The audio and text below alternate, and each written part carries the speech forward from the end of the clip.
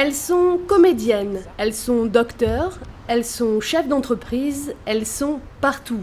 11% de la population active en Guadeloupe est féminine en 1976, 53% en 2015. Ce dernier chiffre est éloquent.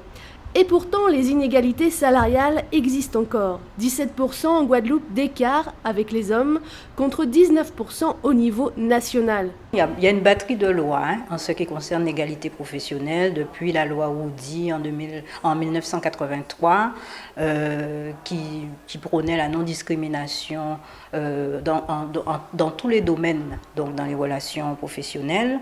Il y a eu la loi Génisson en 2007 pour qu'on ait des rapports au niveau donc des entreprises, des rapports sexués sur l'évolution, sur la formation, des chiffres que les entreprises devaient absolument donner. Ce qu'il y a, c'est qu'en ce qui concerne la Guadeloupe, toutes ces lois sont un petit peu caduques. Déjà en métropole, ces lois ne font pas beaucoup changer les choses, mais chez nous, ces lois s'appliquent aux entreprises de plus de 50 salariés. Or, chez nous, il faut savoir que les entreprises de plus de 50 salariés sont très très rares. Des bons résultats toutefois pour la Guadeloupéenne, une femme dynamique et entrepreneuse. Donc en général, elles sont très fans de la débrouillardise.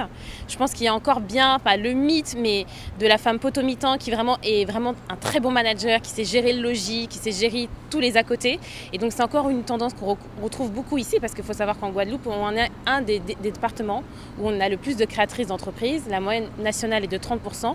Nous, on est 37%. Donc bientôt les 40%, peut-être un créateur sur deux sera peut-être une femme dans quelques années. Donc c'est vraiment déjà très encourageant. Après, effectivement, les inégalités hommes-femmes ont encore de beaux jours devant eux.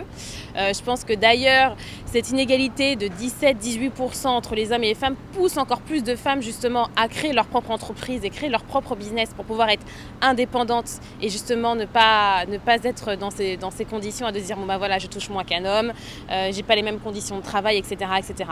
Donc je pense que ici les femmes ont envie de prendre les devants. 37% des femmes créent leur entreprise, chiffre encourageant mais encore insuffisant. Le monde du travail a encore des efforts à fournir.